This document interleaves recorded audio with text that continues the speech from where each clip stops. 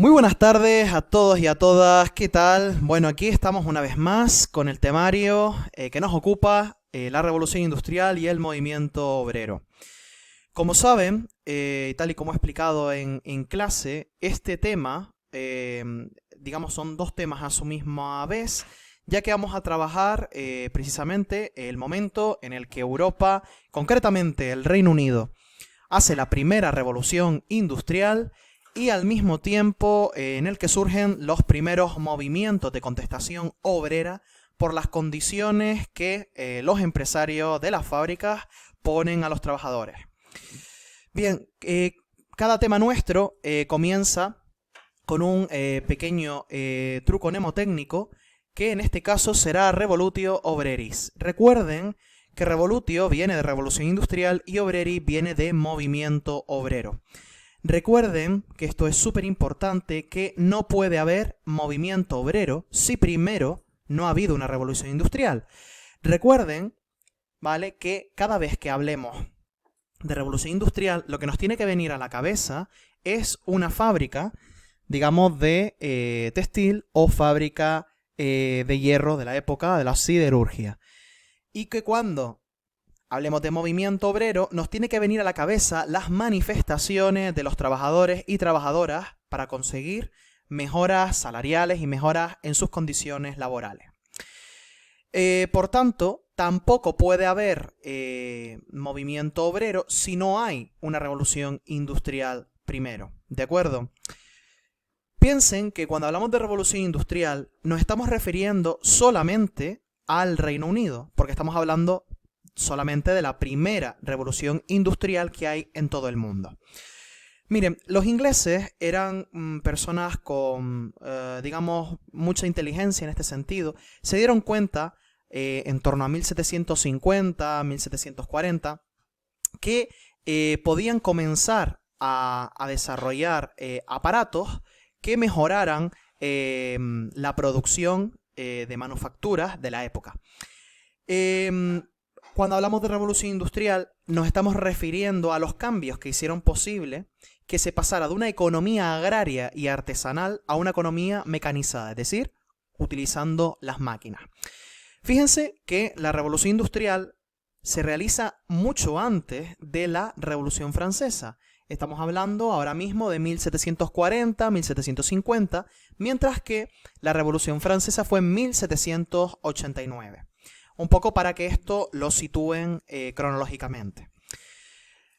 Han de tener en cuenta que los ingleses tenían una mentalidad, digamos, mucho más desarrollada en el tema comercial y en el tema económico que el resto de los europeos, puesto que se dieron cuenta de que introduciendo mejoras técnicas y máquinas en el campo, iban a poder, digamos, comenzar la primera fase de la revolución industrial, que en este caso es revolución agrícola.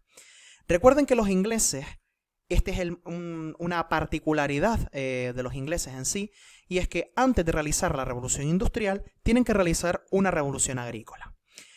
Una revolución agrícola básicamente significa introducir todas las mejoras técnicas, como por ejemplo la eliminación del barbecho, la introducción de abonos, la introducción de nuevos cultivos como la papa, el millo, digamos que eran buenos para aumentar la productividad de la tierra, pero también eso se traducía en muchos más alimentos, que unido a la utilización de máquinas, permitió mejorar el campo y poder obtener muchos más alimentos en menos tiempo. Deben ustedes recordar que la lógica de la revolución industrial y también de la revolución agrícola es que los cambios que se introduzcan tienen que servir para mejorar la producción, pero por tanto también la productividad, es decir, la cantidad de producto. Si no es así, la revolución industrial no tiene sentido. Han de tener en cuenta ustedes, ¿vale?, que los ingleses, una vez que hacen esta revolución agrícola, comienzan esa revolución industrial. ¿Por qué es necesario primero una revolución agrícola para luego poder desarrollar una revolución industrial? Porque de alguna manera, recuerden que el 90% de la población, antes de que comenzasen a aparecer las máquinas, se dedicaba a trabajar en el campo, es decir, en la agricultura. Si el 90% de la población está en la agricultura, no hay mano de obra que pueda trabajar en las fábricas. Por eso los ingleses, que eran gente muy inteligente, comenzaron a soltar mano de obra, a liberar mano de obra del campo que se iba a dirigir a las ciudades con el fin de trabajar en las fábricas. Deben tener en cuenta que cuando sucede la revolución agrícola, fíjense en el esquema, se pasa precisamente de revolución industrial se pasa de trabajar en el campo a trabajar en las fábricas. Piensen que este proceso no es fácil, es decir, conlleva un tiempo, un desarrollo, y no es que nadie obligue a los campesinos a ir a trabajar a las ciudades, pero lógicamente tenían que mantener a sus familias y obtener un salario con el cual poder sobrevivir. ¿A qué dos fábricas se suelen ir? Ya lo veremos luego, pero la primera fábrica a la que se van a ir es a la industria textil y a la siderúrgica, ¿de acuerdo? Piensen por un momento que la industria, lo que es la fábrica como tal es nueva, es decir, es un edificio nuevo. Lo anterior a las fábricas eran pequeños talleres artesanales, gremios de la ropa, del textil, gremios que hacían, por ejemplo, manufacturas como mesas, sillas, es decir, que no había nada, digamos, parecido a lo que ahora mismo va a aparecer, que es la fábrica. Con la fábrica van a aparecer dos actores muy importantes. En primer lugar, el empresario capitalista. El empresario capitalista es la persona que tiene un capital, es decir, un dinero, y que lo invierte en la compra de medios de producción, es decir, máquinas, herramientas, las propias instalaciones. Utiliza ese capital también para pagar el salario de los trabajadores y las trabajadoras. La particularidad del empresario capitalista es que se apropia del producto terminado y además se va a quedar con los beneficios de la venta. ¿De acuerdo? También va a ser importante otro actor y son los obreros u obreras y que van a ser básicamente los que van a aportar su fuerza de trabajo y a cambio de trabajar van a recibir un salario.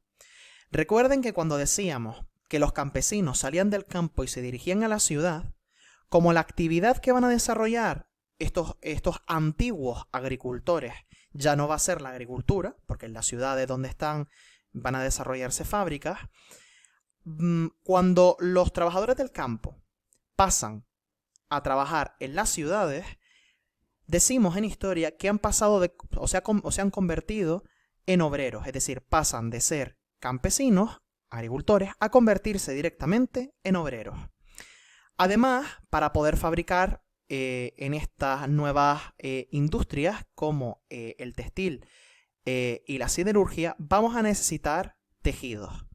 ¿Dónde vamos a obtener esos tejidos?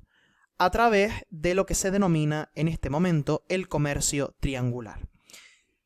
Fíjense que se denomina comercio triangular, entre otras cosas, porque la ruta que se realiza es una ruta en forma de triángulo.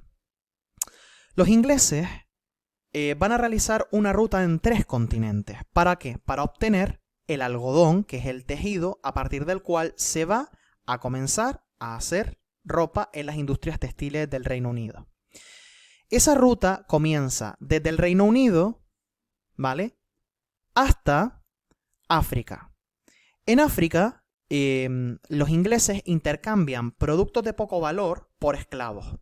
Esos esclavos se montan en los barcos negreros, ¿vale?, en los barcos negreros para dirigirse al siguiente continente, que es América. Por esta época, y esto es importante que lo tengamos en cuenta, Estados Unidos todavía no existía como país. Es un país que todavía no ha conseguido la independencia de los ingleses y por tanto forma parte de una colonia económica de los ingleses.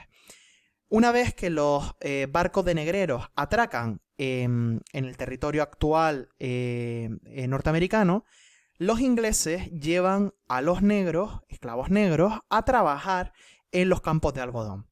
En esos campos de algodón, los esclavos recogen esa materia prima para que los ingleses se lo puedan llevar a la última ruta, que es de América hasta el Reino Unido de nuevo, con el propósito de llevar esas materias primas a los talleres industriales de ciudades como Manchester, donde los obreros ingleses van a comenzar a trabajar en las fábricas textiles.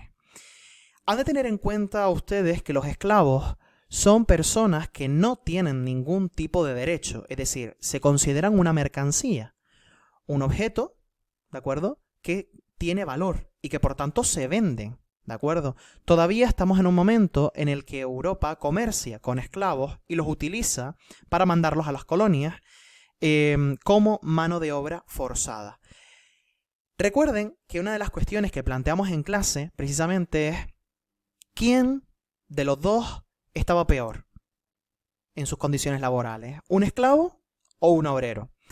Decíamos que el esclavo, lógicamente, por su condición de persona que no, digamos, tiene ningún derecho, que es forzado a trabajar y que además no recibe ningún salario, solamente se le aporta una casa, es decir, un techo, que ni siquiera es de su propiedad, y una comida, o dos o tres, las que estipule el amo, para poder alimentar al esclavo.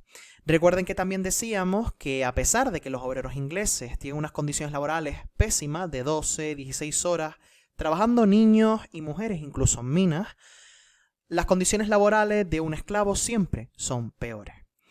Además, fíjense también una cuestión, y es que los esclavos eran obligados también a casarse y a mantener relaciones, porque de alguna manera los esclavos, como ustedes comprenderán, cuando son forzados a trabajar en condiciones inhumanas, tienen la fea manía de morirse.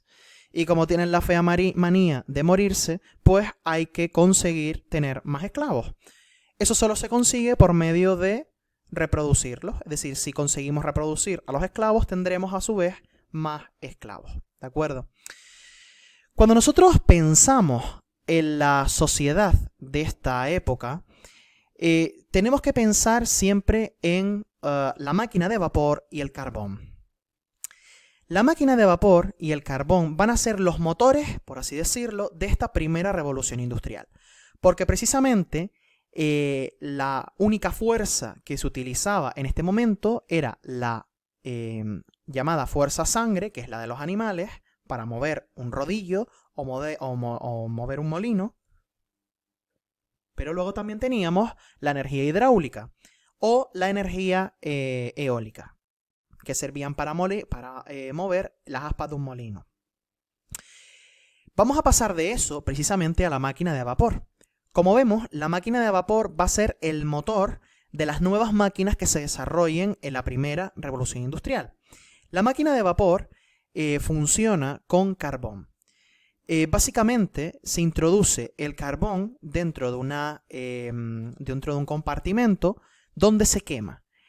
Ese carbón, ese calor que desprende el carbón va a calentar el agua, ¿vale? Que cuando se evapora se va, digamos, a conducir, digamos, por una serie de pistones y una serie de elementos técnicos por los cuales al final se va a conseguir movimiento. Les recomiendo que escaneen este código QR cuando estén ustedes viendo esta clase, porque ahí pueden ver el funcionamiento de una máquina de vapor y de forma mejor explicada. Es súper importante que también tengamos en cuenta que otro de los sectores que va a ser fundamental para entender la época en la que nos encontramos es la minería y también la industria siderúrgica. La minería va a ser importante en tanto en cuanto es el lugar donde se obtiene el carbón para poder alimentar estas nuevas máquinas. Pero, por otro lado, fíjense, vamos a tener la industria siderúrgica, que es la industria que se dedica a la transformación del hierro. Un material, una materia prima, que es súper importante para la fabricación de máquinas, trenes y redes ferroviarias, herramientas y piezas para fabricar edificios. Piensen que la revolución industrial no será nada sin el hierro, sin el carbón y sin la máquina de vapor. Además, entiendan que hubo una revolución también, no solamente en la manera de producir, como es la revolución industrial, sino también en los transportes. Es lo que se llama la revolución del tren. El tren, o el ferrocarril, como así se lo conocía en el siglo XIX, permitió acortar tiempo de distancia, tanto de mercancías como de personas.